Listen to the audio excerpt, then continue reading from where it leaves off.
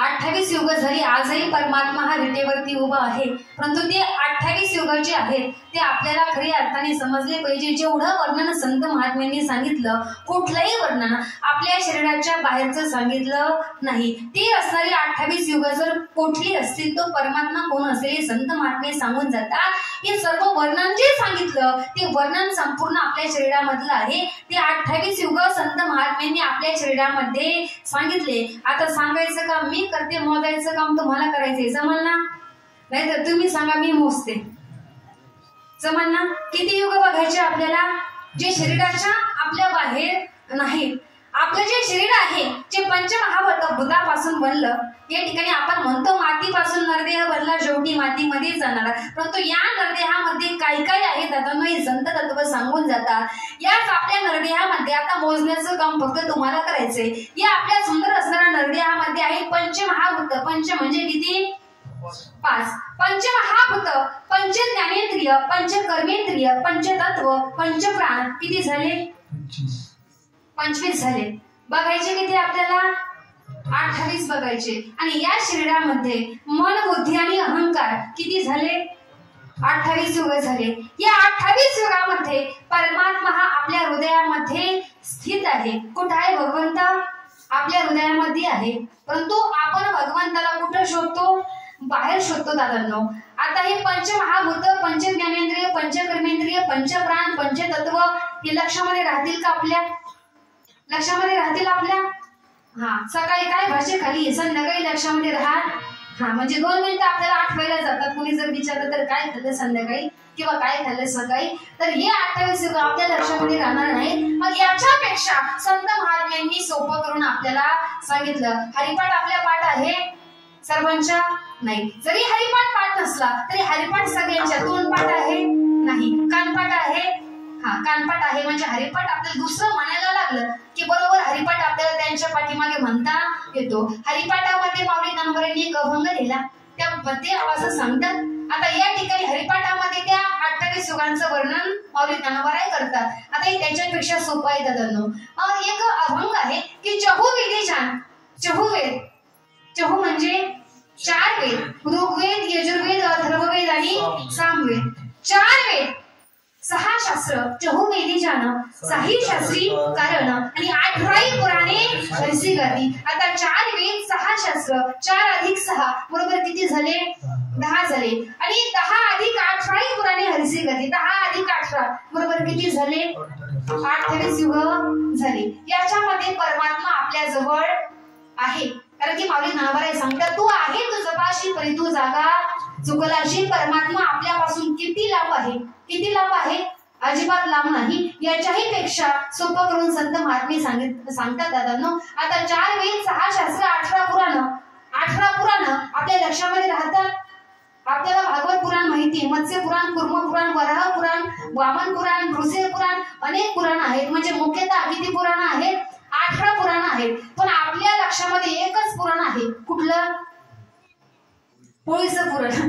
म्हणजे जे पंचमीला आपण घालतो, संक्रांतीला पोळ्या करतो, याच्या व्यतिरिक्त दुसरं पुराण माहिती नाही. फक्त काय माहिती आपल्याला? पुराण. त्याच्यामध्ये 2 प्रकार आहेत. कशाचे? म्हणजे एक तर पुराण गुळाचं असतं किंवा पुराण कशाचं असतं? साखरेचं असतं, मिठाचं नसतं. अजिबात नाही. हे 2 प्रकार फक्त आपल्याला माहिती आहेत. 18 पुराणाचा ना आपला दूरदूरचा संबंध नाही. संबंध कोणाचा आहे?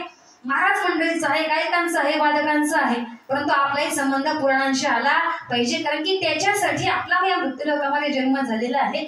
मग याच्याही पेक्षा आता हे लक्षामध्ये ठेवायला जरा कठीण आहे. परंतु याच्यापेक्षा सोपं आमच्या संत महात्म्यांनी सोपं करून सांगितलं. जगाला परमार्थ शिकवला कशा पद्धतीने? आणि ज्यांचे विचार तळागाळापर्यंत जाऊन पोहोचले, ज्यांचे विचार तळागाळापर्यंत जाऊन पोहोचले त्यांना सुद्धा भगवंत कळला पाहिजे. म्हणून संत महात्म्यांनी एवढा अट्टास मांडला. देवाने सगळ्यांना 2 हात दिले, बरोबर? तर कोणी आहे 4 हाताचं इथं? किती हात दिले भगवंताने? सगळ्याला 2 हात दिले. आपल्या एका हाताला 25-25 बोटे दिली. जागे आहेत ना सगळे? किती किती बोटे दिली? 5-5 बोटे दिली. एका बोटावरती किती किती कांडे आहेत? 2 कांडेच म्हणता ना तुम्ही? 3-3 कांडे आहेत. आणि अंगठ्यावरती किती कांडे येतात? 2च कांडे. आता इथं मोजीत बसू नका, घरी गेल्यावर निवांत मोजा. आता उजव्या हातावरती 5 बोट आहेत, बरोबर? आणि या 5 बोटावरती प्रत्येक बोट बोटावरती 4, बोटावरती 3 कांडे आहेत, अंगठ्यावरती 2 कांडे आहेत, म्हणजे बरोबर एका हातावरती किती कांडे आहेत? 14 कांडे आहेत. आणि उजव्या हातावरती 14, डाव्या हातावरती 14, 14 अधिक 14 बरोबर किती झाले? 28 युग झाले. तर मला सांगा, हात आपला आहे, पण हातावरचे कांडे कोणाचे आहेत? आपलेच आहे. आपला हात आपल्यापासून वेगळा आहे का? आपला हात आपल्यापासून वेगळा नाही. तो आपला असणारा हात, त्याच्यावरती 28 कांडे आहेत. ते आपल्या तळ हातावरती. आवळा माहिती सगळ्यांना? आवळा एक फळ आहे, माहिती सगळ्यांना. आवळ्याचं लोणचं करतो आपण. माऊली दृष्टांत देऊन सांगतात, आपल्या स्वतःचा हात आहे, आपल्या तळ हातावरती आवळा ठेवला. तो आवळा आपल्यापासून किती किलोमीटर लांब आहे? 10 किलोमीटर, किमान बिटकेवाडी पर्यंत तरी असत. हातावरचा आवळा अजिबात नाही. तो आवळा जो आहे तो आपल्या हातावरती आहे, म्हणजे आपल्यापासून वेगळा नाही, तो आपल्या जवळच आहे. माऊली ज्ञानोबराय सांगतात की करतळी आवळे कैसा हरी. जसं आपला कर म्हणजे हात, आपला हात आपल्या हातावरती आवळा, तो आपल्यापासून बाजूला नाही, तो आपल्या जवळच आहे. त्या पद्धतीने परमात्मा हा आपल्या जवळच आहे, म्हणजे आपल्या अंतःकरणामध्ये स्थित आहे. तो आहे तुझा पाशी, तरी तो जागा चुकलाशी. तो परमात्मा आपल्या आतमध्ये आहे, परंतु तो आपण बाहेर शोधतो. परंतु संत महात्मे सांगतात, बाबा जो तू बाहेर शोधतो ना, तो असणारा हरी, तू असणारा परमात्मा तुझ्या आतमध्ये आहे. फक्त तू त्याला ओळख, म्हणजे आपल्या स्वतः मधल्या परमात्मा स्वरूपाची जाणीव करून देणारे जर कोण असतील तर ते म्हणजे भक्त संत आहेत. विठाला विठाला.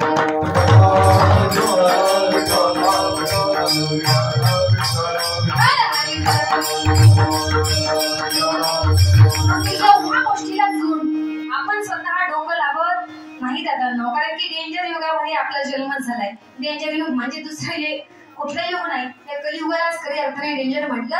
ज्यावेळेस आपल्या सर्वांना कथाभाग माहिती असेल, या ठिकाणी जीवनामध्ये परमार्थ करत असताना कशा पद्धतीचं करावा. ज्या युगामध्ये आपला जन्म झाला, युगाचं नाव कलियुग आहे. आणि कलियुगामधून जर तरुण जायचं असेल तर सर्वात सोपं आणि सोपं साधन संत महात्मे सांगतात की कलियुगा माझी करावे कीर्तन, तेने नारायण देईल भेटी. कलियुगामध्ये कीर्तन केलं म्हणजे भगवंत भेट देतो, असं संत महात्मे सांगतात. ते हरी कीर्तन आपण सुद्धा करू शकतो, म्हणजे बसलेली मंडळी सुद्धा तुम्ही कीर्तन करू शकता. खरं जे कीर्तन आहे दादांनो, ते म्हणजे उभा राहून फक्त दृष्टांत सांगणं, याला कीर्तन म्हणणार नाही. खरं जे कीर्तन आहे ते म्हणजे नाम संकीर्तन. कीर्तनामध्ये जे विठ्ठल विठ्ठल भजन आपण घेतो दादांनो, हे खरं संकीर्तन आहे. विठाला विठाला.